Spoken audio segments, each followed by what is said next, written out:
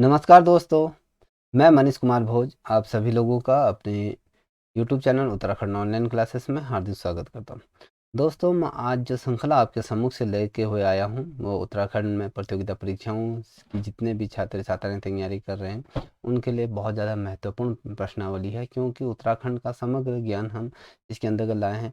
कई वर्षों के पेपरों से ये श्रृंखला बनाई हुई है, इसलिए ये बहुत ज़्यादा महत्वपूर्ण है। चाहे आप पटवारी का ले लीजिए या लेखपाल का लीजिए, कनिष्ठ लिपि का ले लीजिए, समीक्षा अधिकारी का ले लीजिए, या पुलिस की जो परीक्षा होनी है, या फर्स्ट गार्ड के लीजिए, ये बहुत ज़्यादा महत्वपूर्ण है ये श्रृंखला, इसलिए इसमें बने रहिएगा।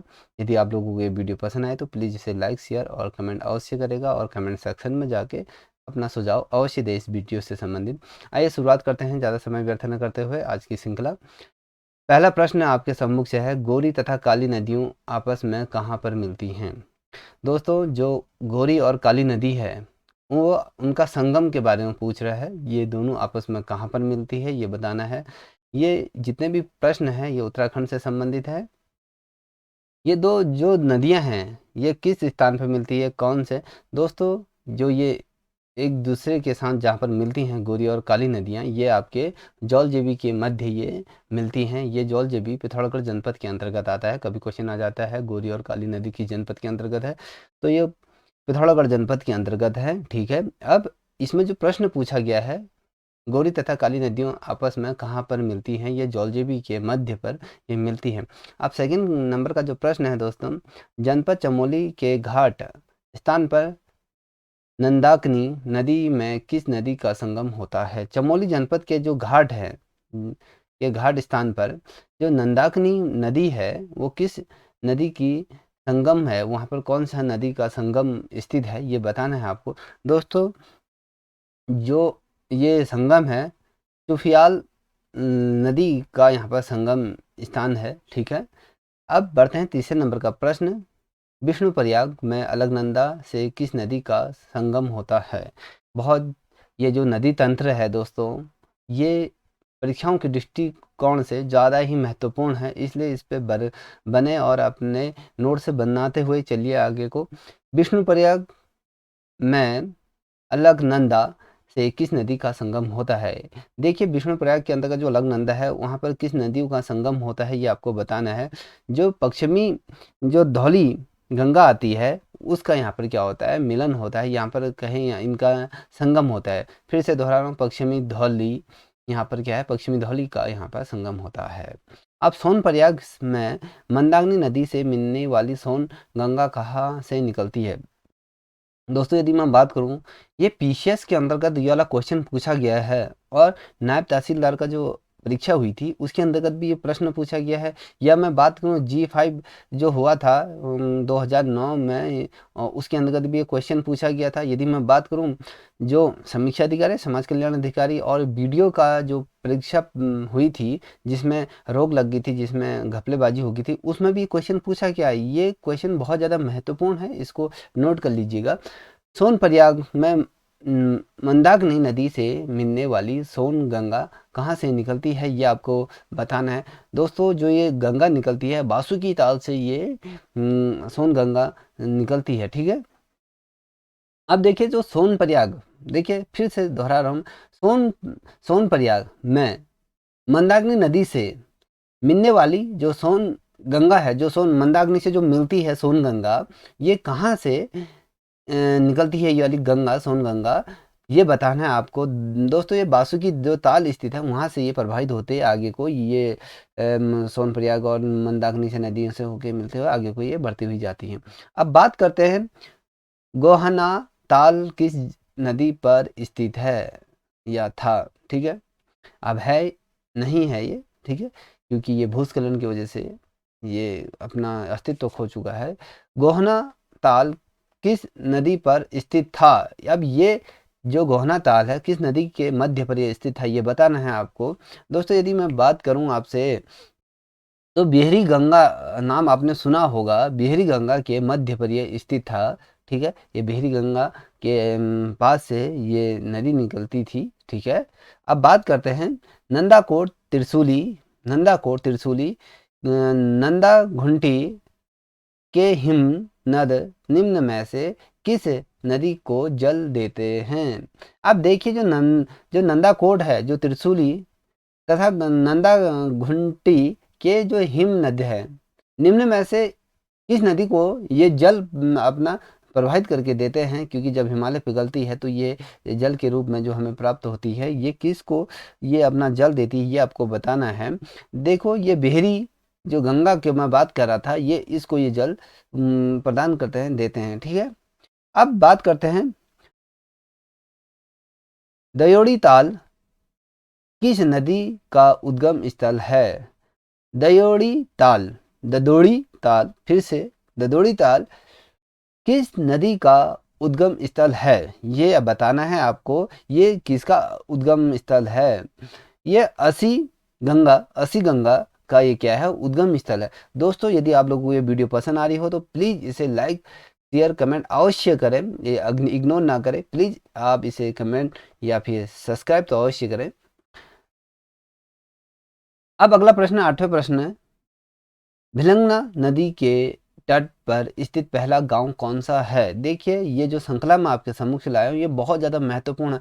यदि मैं आपको ये प्रश्न पत्र दे दूं तो मुझे नहीं लगता है कि आप इस प्रश्न पत्र को पूरा कर पाओगे। अगर इसमें 50 प्रश्न आपके सम्मुख से आज लेके आया हूँ, इसमें से आप 20 और 25 का जो रेशियो रखोगे, इतना ही मुझे लगता है कि इतना ही आप लोग कर पाओगे इसे। ये बहुत ज़्यादा रेयर क्वेश्चन है, क्योंकि ये जो प्रश्न लेके आया हूँ, ये ऐसे समावेशित प्रश्नों का है जो बहुत पुराने प्रश्न पत्रों से उतार के और बनाए हैं, जो आगामी परीक्षाओं में आ सकते हैं। ठीक है। 8वें नंबर का जो प्रश्न है दोस्तों, भिलंगना नदी के तट पर स्थित पहला गांव कौन सा है? ये आपको बताना है। गंगी गांव ये वहां पर स्थित है। ठीक है, जो पहला गांव है गंगी गांव वहां पर क्या है, स्थित है। ठीक है, ये नोट कर लीजिएगा। अब आते हैं 9वें प्रश्न की तरफ। 9वां प्रश्न कह रहा है, बागेश्वर शहर किन दो नदियों के संगम पर बसा है? यह क्वेश्चन ऐसे भी पूछा जाता है कि बागेश्वर शहर किन दो नदियों पर स्थित है। ठीक है, अब ये संगम कह रहा है, क्योंकि आप लोगों को पता है यहाँ पर जो बहुत बड़ा मेला लगता है। ठीक है, अब ये वाला जो बागेश्वर का जो मेला है, सरयू के तट पर जो लगता है, ये राज्य मेला घोषित किए जाने पर इसने मुख्यमंत्री जी द्वारा इसने घोषणा की गई थी। ठीक है, अब बात करते हैं हम, जो बागेश्वर किन दो नदियों के संगम पर बसा है, ये आपको बताना है। यदि मैं बात करूं, ये सरयू और गोमती नदी के तट पर ये बागेश्वर जनपद बसा है, बागेश्वर शहर बसा है। ठीक है, गोमती और सरयू के तट पर ये बसा हुआ है। ठीक है, अब रामेश्वर के समीप सरयू से कौन सी नदी का संगम करती है? देखिए, रामेश्वर के समीप जो सरयू से कौन सी नदी संगम करती है? अब देखिए, इन दो रामेश्वर और सरयू के मध्य कौन सी नदी का संगम होता है, करती है, ये कह रहे हैं। देखिए, जो ये संगम करती है, ये रामगंगा पूर्वी भाग से जो रामगंगा प्रवाहित होते हुए आगे को निरंतर चलती हुई जाती है, तो यहाँ पर इसका क्या होता है, संगम होता है। यहाँ पर संगम पर संगम करती है इन दो नदियों के मध्य। ठीक है, राम गंगा जो पूर्व की तरफ से बहती हुई आती है। ठीक है, अब बढ़ते हैं 11वें प्रश्न की तरफ। वो इस प्रकार से है, माणा गांव के पास अलकनंदा तथा सरस्वती के संगम स्थल को किस नाम से पुकारा जाता है? ठीक है, जो माणा गांव है, सबसे अंतिम छोर का, उत्तराखंड का जो सबसे बहुत दूर का जो गए हैं, अंतिम जो गांव माणा कहा जाता है, के पास जो अलकनंदा जो सरस्वती नदी के संगम स्थल को किस नाम से जाना जाता है? अब इन दोनों के संगम स्थल, देखिए, अलकनंदा प्लस सरस्वती के संगम स्थल को किस नाम से जाना जाता है? अब इसमें एक शब्द जो जोड़ दिया गया है, ये महत्वपूर्ण है। कभी क्वेश्चन ऐसे भी पूछा जा सकता है कि माणा गांव के पास, ये नहीं पूछा जा सकता है, सीधे ऐसे पूछा जाता है कि अलकनंदा तथा सरस्वती के संगम पर किस स्थान को पुकारा जाता है, ये पूछा जा सकता है। अब इसमें जो पूछा गया है, माणा गांव के पास अलकनंदा तथा सरस्वती के संगम स्थल को किस नाम से जाना जाता है, ये आपको बताना है। दोस्तों, यदि मैं बात करूं, ये केशव पदयाक के नाम से जाना जाता है। जो अलकनंदा और सरस्वती का जो संगम स्थान है उसे केशव प्रयाग के नाम से इसे जाना जाता है। ये आप इस चीज को नोट कर लीजिएगा, ठीक है। अब आते हैं बमणी गांव तथा बद्रीनाथ धाम के बीच कौन सी नदी बहती है। बहुत ज़्यादा महत्वपूर्ण है। देखिए, ऐसे प्रश्नों का समावेश मैं आपके सम्मुख से लेते हुए आया हूँ जो परीक्षा के दृष्टिकोण से महत्वपूर्ण ही नहीं, बहुत ज़्यादा महत्वपूर्ण है। देखिए, बामणी गांव तथा बद्रीनाथ धाम के बीच में कौन सी नदी, इन दो के मध्य कौन सी नदी पैरेलल में बहती हुई आगे को निरंतर चलती है, ये कौन सी है आपको बताएं। ये ऋषि गंगा नदी इन दोनों के पैरेलल होते हुए गुजरती है, ठीक है। और जो बामणी गांव और बद्री धाम के जो बद्रीनाथ का जो धाम है उसके मध्य से ये बहती हुई निरंतर आगे को बढ़ती हुई आगे को चल देती है, ठीक है दोस्तों। अब आते हैं 13वें नंबर का जो प्रश्न है आपके सम्मुख से इस प्रकार से है, कौन सी नदी हिमानी से नहीं निकलती है। कहने का मतलब हिमानी जो हम कहते हैं वो हिमालय से प्रभावित होने वाली बात करते हैं कि हिमानी वो होते हैं जहाँ पर हिम के बड़े बड़े खंड होते हैं, ठीक है। कौन सी नदी हिमानी से नहीं निकलती है ये आपको बताना है। ये जो नदी की बात कर रहे हैं ये पश्चिमी रामगंगा क्या है, ये हिमानी से नहीं निकलती है दोस्तों। पश्चिमी रामगंगा नहीं निकलती है। फिर से दोहरा रहा हूँ, पश्चिमी रामगंगा जो हिम से नहीं निकलती, हिमानी से नहीं निकलती, ठीक है। जो 14 नंबर का जो प्रश्न है दोस्तों बहुत ही ज़्यादा अपने आप में यूनिक है। उत्तरकाशी जनपद से लंका नामक गांव, फिर से सॉरी थोड़ा सा मिस्टेक होगी। उत्तरकाशी जनपद से लंका नामक स्थान से में भागीरथी नदी से किस नदी का मिलन होता है। उत्तरकाशी जनपद जो है वहाँ पर एक लंका नामक स्थान है, वहाँ पर क्या है जो भागीरथी नदी से किस नदी का मिलन होता है, ठीक है। लंका नामक जो स्थान है वहाँ पर जो भागीरथी नदी बहती है, भागीरथी नदी जो बहती है उसका मिलन किस नदी से होता है ये पूछ रहा है आपसे। जवाही, जवाही नदी से इसका क्या होता है, नदी का क्या होता है, संगम होता है। अब प्रश्न 15 नंबर का इस प्रकार से आपके सम्मुख से, दूधातोली से निकलने वाली पूर्वी, दूधातोली से निकलने वाली पूर्वी तथा पश्चिमी नयार नदियों का संगम कहाँ पर होता है। इन दो नदियों का संगम कहाँ पर है। दूधातोली से निकलने वाली पूर्वी तथा पश्चिमी नयार नदियों का संगम कहाँ पर होता है, ये बताना है दोस्तों। इन दोनों नदियों का संगम कहाँ पर होता है। देखिए, बाड़ा घाट, बाघाट के मध्य में क्या होता है, इनका मिलन होता है, ठीक है। बाघाट, ठीक है, बाघाट आप नाम याद रखिएगा। अब आते हैं 16 नंबर का जो प्रश्न आपके सम्मुख से इस प्रकार से दोस्तों, प्रसिद्ध तिलाड़ी मैदान किस नदी के तट पर स्थित है। प्रसिद्ध तिलाड़ी आप जानते हो, तिलाड़ी कांड जो हुआ था ये इसी मैदान के मध्य में हुआ था। अब ये कांड किस नदी के तट, जो ये कांड की मतलब नहीं सॉरी, जो तिलाड़ी मैदान है ये किस नदी के तट पर ये स्थित है ये बताना है आपको दोस्तों। ये नदी की तट पर स्थित जो हम बात करें वो कौन सी नदी है, तो वो है आपके ये यमुना नदी के तट पर तिलाड़ी मैदान स्थित है, ठीक है। अब तिलाड़ी जो प्रसिद्ध तिलाड़ी मैदान के तट पर जो नदी प्रवाहित होती है वो यमुना होती है, ठीक है। प्रश्नों को किस प्रकार से घुमाया जाता है उस पर आप गौर कीजिएगा। अब बात करते हैं कर्ण आश्रम, कर्ण आश्रम किस नदी के तट पर स्थित है। अब ये आश्रम के बारे में बताना है आपको, ये किस नदी, कर्ण आश्रम किस नदी के तट पर स्थित है दोस्तों। ये आपके मालिनी, मालिनी, मालिनी नदी के तट पर ये स्थित है, ठीक है। अब टॉन्स पर पा, पाबर नदी आपस में कहाँ पर मिलती है।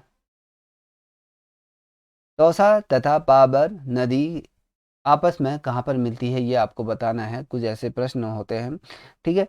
अब ये ल्यूण, त्यूण, त्यूण होता है ना, त्यूण नदी के तट पर ये मिलती हैं, ठीक है। अब आते हैं 19 नंबर का जो प्रश्न है, पूर्वी रामगंगा नदी का उद्गम स्थल कहाँ है। जो पूर्वी रामगंगा की जो हम बात कर रहे थे उसका उद्गम स्थल कहाँ पर है ये आपको बताना है। दोस्तों जो इसका जो उद्गम स्थल है ये आपका ये नामी ग्लेशियर के मध्य इसका क्या है उद्गम स्थल है, नामी ग्लेशियर। ठीक है, नामी ग्लेशियर के मध्य इसका क्या है उद्गम स्थल है। अब 20वें नंबर का जो प्रश्न है, कोयरेला कोयराला नदी काली नदी से कहाँ पर मिलती है?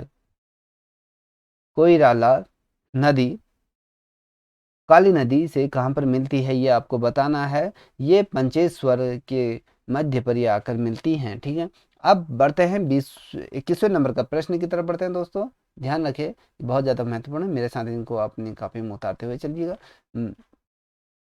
अब बात करते हैं जो इसी श्रृंखला का 21वें नंबर का जो प्रश्न है, गढ़वाल में बहने वाली नयार किस स्थान पर गंगा से मिलती है? ठीक है, गढ़वाल में जो बहती है नयार वो किस स्थान पर ये मिलती है ये आपको बताना है। दोस्तों ये ब्यास घाट पर ये मिलती हैं, ब्यास घाट जो स्थान है वहाँ पर ये आकर मिलती हैं। अब आते हैं 22वें नंबर का जो प्रश्न है वो उस पर आप गौर कीजिएगा। महाकाली नदी को किस स्थान पर शारदा नाम से पुकारा जाता है? देखिए महानदी महाकाली, सॉरी थोड़ा सा मिस्टेक हो गया, महाकाली नदी को किस स्थान पर शारदा के नाम से पुकारा जाता है? अब ये बताना है जो महाकाली की जो नदी है वो किस स्थान पर शारदा के नाम से पुकारा जाता है ये आपको बताना है। दोस्तों ये ब्रह्मदेव नामक स्थान पर ये क्या होता है, इसको पुकारा जाता है। जो महाकाली नदी को किस स्थान पर साधन के नाम से जो पुकारा जाता है ये है आपका धर्मदेव नामक स्थान पर इसे पुकारा जाता है। इस स्थान पर इसे पुकारा जाता है। ठीक है, अब बात करते हैं अलकनंदा की निम्न में से कौन सी सहायक नदी नहीं है? अब आपको बताना है इसकी सहायक नदी नहीं है, ये ध्यान रखिए। इसमें ये नहीं शब्द जो जुड़ रहा है ये क्या है, जो अलकनंदा की जो सहायक नदी नहीं है वो टॉन से क्या है इसकी सहायक नदी के रूप में नहीं जानी जाती है। ठीक है, अब बात करते हैं 25वें नंबर का जो प्रश्न है, 24वें नंबर का जो प्रश्न है, चांदपुर गढ़ी किस नदी के समीप स्थित है? आटागाड़ के मध्य ये स्थित है। ठीक है, चांदपुर जो गढ़ी है वो आटा गाड़ के मध्य पर ये स्थित है। ठीक है, अब 25वें नंबर का प्रश्न है, अब आपको बताना है कि निम्न में से कौन सी नदी पुरोला घाटी के लिए वरदान कही जाती है? मैं आपके सम्मुख से कुछ ऑप्शन रखूंगा, जैसे या आपको बताना है टॉन से या बाबर या कमल या यमुना, ये बताना है कि वरदान कौन से साबित होती है। दोस्तों यदि मैं बात करूं जो ये कलम नदी के जो पुरोला घाटी है उसके लिए वरदान कहा जाता है। ठीक है, कलम। ठीक है, कलम ये नाम याद रखिएगा। पिंडर घाटी के अंतिम गांव का नाम क्या है? पिंडर घाटी में जो अंतिम छोर में जो गांव बसा है उसका नाम आपको बताना है, उसका नाम क्या है? दोस्तों जो उसका नाम है वो खाती गांव है, उसका नाम देखिए। ठीक है, खाती गांव वो अंतिम गांव है पिंडारी के। ठीक है, अब मछली मारने का पारंपरिक मोड़ मेला किस नदी में आयोजित होता है? इससे पूर्व की वीडियो जब मैंने बनाई थी ये प्रश्न मैंने वहां पर भी आपको बताया था। जो अलगाड़ है वहां पर ये मारी जाती है मछलियों को, क्योंकि जब ये मेला लगता है मोड़ा तो उस दिन आड़ागाड़ के मध्य मछलियों को मारा जाता है। एक परंपरा है, ये पौराणिक तो समय से चली हुई आ रही है। अब 28वें नंबर का जो प्रश्न है, कौन सा ताल सप्तशृंग पर्वतों से घिरा हुआ है? ये बताना है आपको। दोस्तों यदि मैं इस ताल के बारे में बात करूं तो ये हेमकुंड ताल है जो सप्तशृंग पर्वतों से घिरा हुआ है। अब 29वें नंबर का प्रश्न, केदारनाथ क्षेत्र में स्थित गांधी सरोवर को एक अन्य किस नाम से पुकारा जाता है? जो नाद जो मंदिर है उसके क्षेत्र में गांधी सरोवर जो झील है या सरोवर जो है, तो उसको और किस नाम से भी जाना जाता है ये आपको बताना है। देखिए जो केदारनाथ गए होंगे शायद उनको पता हो ये किस नाम से, चौड़ाबाड़ी ताल के नाम से भी जाना जाता है, जहाँ पर गांधी जी की अस्थियों को बिखरा गया था। ठीक है, अब बात करते हैं 30वें नंबर के प्रश्न, कोटद्वार किस नदी के तट पर बसा हुआ है? जितने भी गढ़वाल के छात्र छात्राएं हैं उनको पता होगा, कुमाऊं के छात्रों को थोड़ा सा मुझे लगता है कि इन नदियों के बारे में ज़्यादा पता नहीं होगा। यदि जिन्होंने पढ़ा होगा डेफिनेटली वो उनको पता होगा। कोटद्वार किस नदी के तट पर बसा है? कोटद्वार के बारे में बात करें, खोह नदी के तट पर ये बसा है, खोह। ठीक है, खोह नदी के तट पर ये बसा है। अब लाखा मंडल किस नदी के समीप स्थित है? लाखा मंडल किस नदी के समीप स्थित है ये आपको बताना है। ये यमुना नदी के तट पर या समीप पर ये स्थित है। ठीक है, लाखा मंडल किस नदी के समीप स्थित है? तो ये क्या बोलते हैं, यमुना नदी के पास समीप स्थित है। ठीक है, अब बात करते हैं 32वें नंबर का प्रश्न, गोमती तथा सरयू नदी का संगम कहाँ पर है? ये कहाँ पर होता है ये आपको ये बताना है। दोस्तों इन दोनों का जो संगम है वो आपका बागेश्वर है। मैंने इससे पूर्व बताया था कि बागेश्वर किन दो नदियों के आम में बसा है या किन किन दो नदियों के संगम में बसा है, तो वो सरयू और गोमती के संगम पर ये बसा हुआ है। ठीक है, ये इससे पूर्व भी ये प्रश्न आ चुका है। अब गोलू देवता का जो प्रसिद्ध मंदिर है वो कहाँ स्थित है? ये सभी को ऑब्वियसली पता होगा, ये अल्मोड़ा जनपद के अंतर्गत स्थित है। ठीक है, अब पंच केदारों में से किस केदार में 12 महीने पट खुले रहते हैं? उसके कपाट जो खुले रहते हैं 12 महीने, पंच केदारों में से एक ऐसा केदार है जिसके 12 महीने क्या होते हैं, कपाट पूर्ण रूप से खुले रहते हैं। ये कौन सा है ये आपको बताना है। दोस्तों ये जो कपाट खुले रहते हैं ये कल्पेश्वर के कपाट 12 महीने पूरे रूप से खुले रहते हैं। अब आते हैं अगले प्रश्न की तरफ बढ़ते हैं। प्रसिद्ध बाणासुर सॉरी अब किस स्थान पर सप्त जल का स्रोत है? देखिए किस स्थान पर सप्त जल का स्रोत है ये आपको बताना है। सप्त स्रोत का जो जल है वो आपका यह है कि तपोवन के मध्य ये क्या है, स्थित है। जो जो स्रोत है वो तपोवन के मध्य में मध्य स्थान पर स्थित है। अब बात करते हैं 36वें नंबर का जो प्रश्न है वो है आपका बाणासुर, प्रसिद्ध बाणासुर का किला किस जनपद में स्थित है? जो बाणासुर का किला उत्तराखंड के किस जनपद के अंतर्गत स्थित है? वो चमोली जनपद के अंतर्गत नहीं, चंपावत जिले के अंतर्गत ये स्थित है। ठीक है, बाणासुर का किला चंपावत जिले पर स्थित है।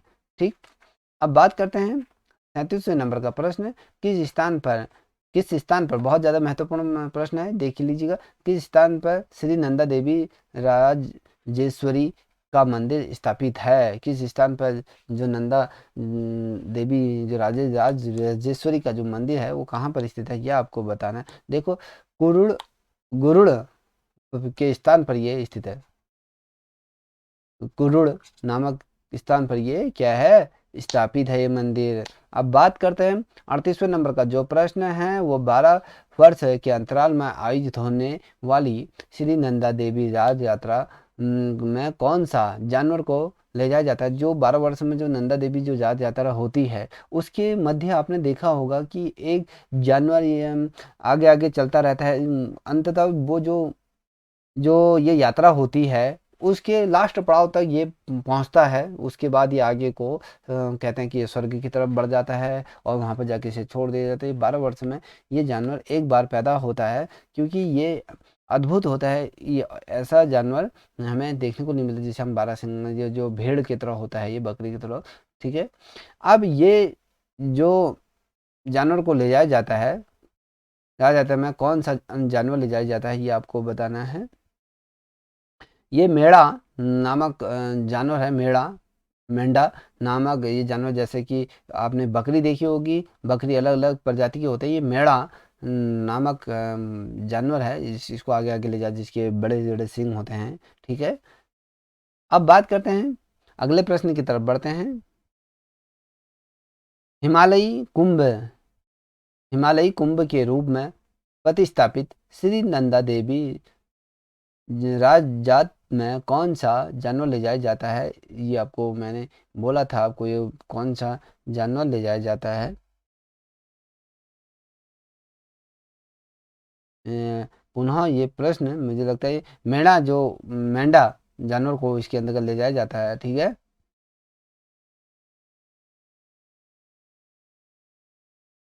अब आते हैं स्मरण स्मरण लोक परंपरा किस गांव से संबंधित है, ठीक है, ये बताना है आपको किस गांव से ये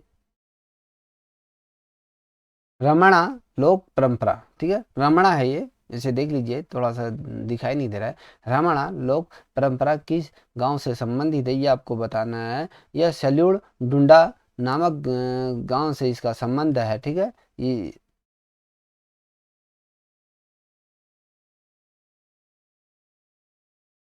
रूट डुंगड़ा, ठीक है, ये ध्यान में रखिएगा। अब बात करते हैं 41वें नंबर के प्रश्न की तरफ बढ़ते हैं दोस्तों। 41वें नंबर का जो प्रश्न है आपके सम्मुख से इस प्रकार से है। किस मंदिर में प्रतिदिन पूजा के लिए ब्रह्म कमल आवश्यक है। देखिए, ऐसा कौन सा उत्तराखंड का ऐसा कौन सा मंदिर है जहाँ पर ब्रह्म कमल प्रतिदिन क्या होता है, उससे उसकी पूजा अर्चना होती है। ये कौन सा मंदिर है, ये आपको बताना है। यदि हम ब्रह्म कमल की यदि बारे में बात करें तो ये ये रुद्रनाथ का जो मंदिर है वहाँ पर ये ब्रह्म कमल प्रतिदिन इसकी पूजा के लिए प्रयोग किए जाते हैं, ठीक है। अब बात करते हैं 42वें नंबर का जो प्रश्न है। पंचबदरियों में से एक भविष्य बदरी का मंदिर कहाँ है, कहाँ स्थित है। देखिए, फिर से दोहरा, पंचबदरियों में से एक भविष्य बदरी का मंदिर कहाँ स्थित है, ये को स्थान आपको बताना है। ये कहाँ पर है, ये सुभाई गांव के मध्य में ये स्थित है, सुभाई, ठीक है, सुभाई नाम याद रख लीजिएगा। अब बात करते हैं अगला प्रश्न। पांडुकेश्वर में भगवान बद्री विशाल का कौन सा स्वरूप स्थित है। जो पांडुकेश्वर का जो मंदिर है वहाँ पर भगवान बद्री का कौन सा रूप विराजमान है, ये आपको बताना है। इसमें जो योग बद्री, ठीक है, योग बद्री यहाँ पर क्या है, इन ये विराजमान है यहाँ पर, इनका जो स्वरूप है योग बद्री नाम, वो यहाँ पर विराजमान है। अब बात करते हैं 44वें नंबर का प्रश्न। आदि बद्रियों में से कितने मंदिरों का समूह मंदिर स्थित है। देखिए, आदि बद्री में, सॉरी, आदि बद्री में कितने मंदिरों का समूह मंदिर स्थित है, ये बताना है आपको। इसमें 16 मंदिर समूह स्थित है, ठीक है। अब बात करते हैं 45वें नंबर का जो प्रश्न है। शीतकाल में माँ गंगा की डोली गो गोतरी से किस गांव में लाई जाती है। गंगोत्री से किस गांव में लाई जाती है, ये आपको बताना है। शीतकाल जब होता है तो शीतकाल के मध्य ये किस गांव के मध्य ये लाई जाती है, आपको ये बताना है। ये मुगबा मुगबा नामक गांव के मध्य ये लाई जाती है, मुगबा, हाँ, ठीक है। अब बात करते हैं कटारमल के समीप कौन सा प्रसिद्ध मंदिर स्थित है। अब कटारमल के समीप कौन सा मंदिर स्थित है, ये आपको बताना है। कटारमल की बता, तो ये सूर्य देव का यहाँ पर मंदिर स्थित है, ठीक है। ये एकमात्र मंदिर है उत्तर भारत का जो सूर्य मंदिर है, ठीक है। अब बात करते हैं ध्यान बद्री का मंदिर कहाँ स्थित है। ध्यान बद्री का जो मंदिर स्थित है उगम में ये स्थित है। अब बात करते हैं अगला प्रश्न।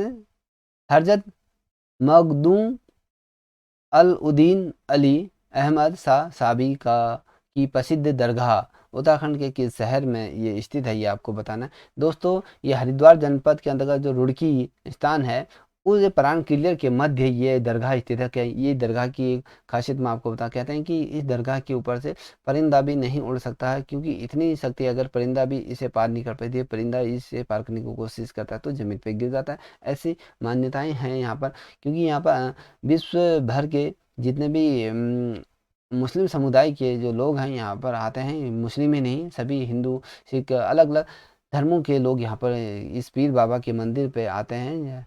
हजरत मोहम्मद अलाउद्दीन अली जो अहमद शाह सबीर की जो दरगाह है यहाँ पर आते हैं, उत्तराखंड के रुड़की प्राण क्लियर में ये स्थित है, हरिद्वार जनपद के अंतर्गत ये आता है। अब बात करते हैं 39 49 नंबर का जो प्रश्न है, किस मंदिर समूह के पास खूबसूरत देवदार वन है? यदि बात करूं, ये अल्मोड़ा जनपद के अंतर्गत स्थित है। जागेश्वर का जो मंदिर है वो देवदार के वृक्षों का, यदि कहूँ देवदार के जंगलों से ये घिरा हुआ, प्रकृति के गोद में समाया हुआ ये मंदिर है, जहाँ पर आप देखोगे प्रकृति के चारों तरफ यहाँ पर बड़े बड़े देवदार के वृक्ष आपको देखने को मिलेंगे। ऐसा भव्य नज़ारा, यदि पेड़ जो प्रकृति की गोद में बसा हुआ मंदिर आपको अन्य उत्तराखंड में कहीं देखने को नहीं मिलेगा। अब बात करते हैं 50वें इस श्रृंखला का लास्ट प्रश्न, 50वें नंबर का जो प्रश्न, बद्रीनाथ मंदिर किस पर्वत पर स्थित है? बद्रीनाथ मंदिर किस पर्वत पर स्थित है, ये आपको बताना है। ये नारायण पर्वत पर ये बद्री मंदिर स्थित है। ठीक है दोस्तों, ये आज के लिए ये श्रृंखला यहीं पर ही समाप्त होती है।